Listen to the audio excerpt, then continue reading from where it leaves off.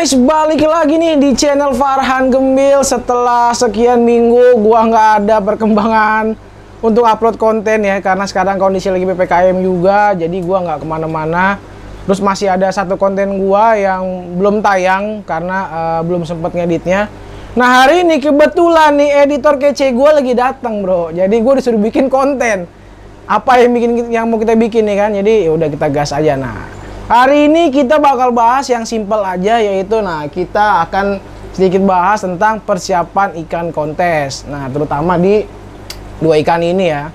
Ini memang sekarang kontes ini lagi jarang banget ya. Hampir dibilang nggak ada karena PPKM juga, terus tempat-tempat mall juga ditutup. Jadi kan teman-teman pelaksana ini bingung juga gimana mau ngadainnya.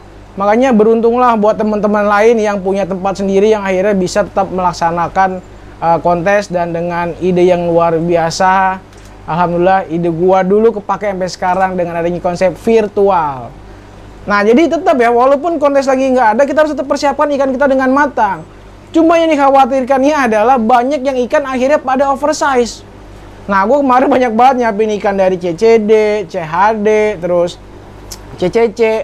Karena kelamaan akhirnya ikannya pada oversize, yang CCC naik jadi CCB, yang di D naik ke C, mau dimain di C nanggung.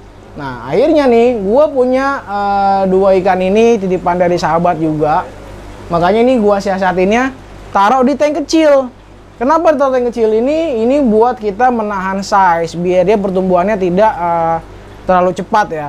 Karena kalau misalnya kita taruh di tank yang besar, terus kita rutin seperti biasa ganti airnya, pakannya juga rutin, nanti dia pasti akan lebih cepat membesar. Nah, salah satu caranya adalah dengan kita taruh di akuarium yang lebih kecil, tapi jangan lupa dijaga kebersihan airnya nih. Karena salah satu cara untuk menahan size-nya itu adalah dengan jarang mengganti air. Nah, semakin sering kita ganti air, maka ikan kita akan cepat besar karena dia kena air baru terus kan. Nah, jadi kita siapin tank yang agak kecil, terus di dalamnya juga kita kasih ada biofoamnya juga ya. Ini kita pakai corner filter dan juga ada mesin filtrasinya, mesin boxnya nih. Jadi biar dia tetap airnya bersih dan jernih. Nah, ini ganti airnya nggak usah banyak-banyak, cukup seminggu sekali kita buang kurang lebih 10%-nya aja biar dia tetap kena air baru, biar tetap segar ikannya. Nah, nanti kita lihat ya. Ini kamfa dari Thailand. Ini kualitasnya ya sepengalaman gua dan penglihatan gua ini alhamdulillah. Dia punya marking dulu, kita lihat ya. Markingnya panjang banget, tegas. Tuh, terus kepalanya ini belum kena jos ya. Saat ini belum kena jos, tapi palanya dia sudah punya basic yang sangat besar. Terus mutiaranya dia full ya, shining. Walaupun di kepalanya kita lihat dia agak kurang, tapi itu nggak usah takut. Karena yang dinilai adalah keseluruhannya, bukan hanya dari satu sisi.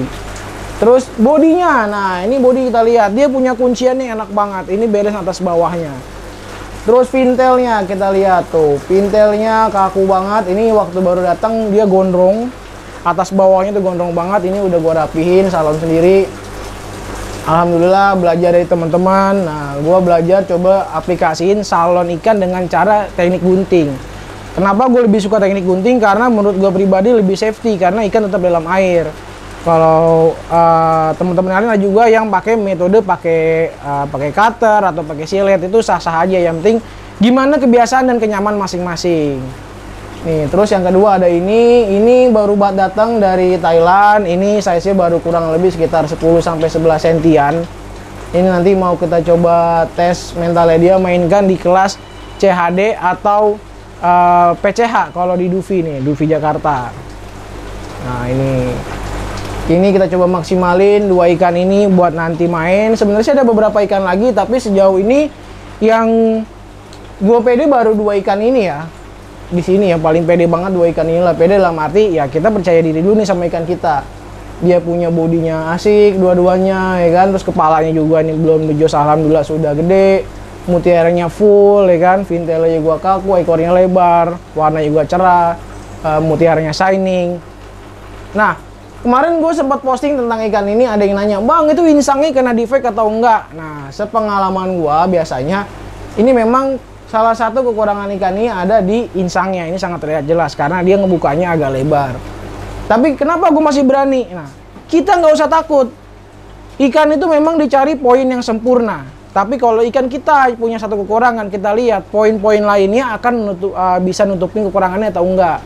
Nah, kayak tadi gue jelasin nih, bodinya dia enak, ya kan, atas bawahnya balance, bentuknya juga asik, ya kan, terus tebel juga, pintelnya dia kaku, ya kan, bersih banget, mutiaranya full, markingnya punya, warnanya dia strong. Nah, ini ikan belum kita warnain, ini baru kasih makan cacing beku, pellet growth, terus udang polos ya. Ini kita bantu dengan lampu seperti di arena. Buat apa? Buat kita lihat lampunya ini, sorry bukan lampunya, tapi warna ikannya masih kurang atau enggak. Nah, dalam kondisi seperti ini aja belum kita warnain, dia sudah punya warna yang cerah. Apalagi kalau nanti sudah H-14 hari kontes, baru kita mulai warnain pelan-pelan. Nah, nanti setelah H-1 minggu atau 7 hari, itu kan ikan akan kita maksimalin dengan terapi. Ya, kita jos. Nah, barulah kita mulai kencangin lagi warnanya biar dia siap di arena. Gitu teman-teman. Jadi balik lagi seperti yang selalu gue bilang, warnain ikan itu jangan terlalu sering. Apalagi kita kan ini buat ikan kontes. Karena namanya ikan, kita kasih zat pewarna. Zat pewarna ikan mengandung bahan-bahan yang kimiawi ya. Tidak bagus kalau kita kasih secara terus-menerus. Makanya baiknya warnain ikan tuh pelan-pelan aja ketika kita sudah kasih baik pelet ataupun udang dicampur karofil atau astaxanthin atau lukantin. Yang penting dia sudah keluarin warnanya, sudah stop dulu, jangan dikencengin terus karena nanti kasihan ke ikannya. Itu teman-teman. Nah, mentalnya juga dia asik banget, kita pakai tangan juga dia mau, berani. Terus ini ada yang kecil. Nah, gimana sih Bang cara progresnya ya? Cara progresnya sama seperti yang udah pernah gua share. Ada kalian klik aja videonya cara asik merawat lohan sampai jadi juara. Gue tetap pakai patokannya adalah itu. Seperti apa sih? Pertama, pola makannya dengan pola 21. Jadi 21 ini 2 hari ini dalam sehari itu gue jor makan nih. Sekali makan bisa 4 sampai 5 kali. Ya kan? Nah, nanti hari ketiganya itu dia puasa full total. Tapi selama puasa untulan tetap kita laksanain. Buat apa? Buat biar perut yang tadi gendut bisa ketarik ke belakang. Jadi bodinya makin kebentuk dan makin ngisi, teman-teman. Terus ya itu dia, kalau misalkan dalam keadaan normal, kontes pun jarak berdekatan, ya kita ganti airnya normal aja seperti biasa, ganti air 50% per 3 hari. Tapi karena sekarang kita lagi tahan size biar ikan itu nggak over, jadi kita ganti airnya seminggu sekali cukup 10-20%, tergantung kondisi ikan. Kalau ikannya masih nyaman, biarin aja. Tapi kalau ikan udah mulai gejala-gejala dia ada gatal-gatal, nah itu kita harus antisipasi, kita lihat tanda-tandanya. Misalkan kayak ikan ini nih, nah ini yang sebelah sini udah mulai ada tanda-tanda nih. Dia udah mulai tanda-tanda kemungkinan akan WS. Nah, makanya ini kita bantu, kita kasih obat biru atau MB atau methylene blue, atau yang punya Lukastop juga boleh dikasih, atau yang punya Akriplavin juga boleh. Yang penting kita kasih pencegahan agar jangan sampai WS-nya ini jadi makin parah. Karena kita lagi siapin dia buat kontes. Dan jangan lupa kasih garam ikan dan juga heater. Tuh di belakangnya udah gue pasangin heater, dikasih suhu kurang lebih 29 sampai 30 derajat. Ya itu sih teman-teman yang bisa kita sharing pada hari ini. Mudah-mudahan 2 ikan ini bisa berprestasi seperti apa yang kita harapkan ya.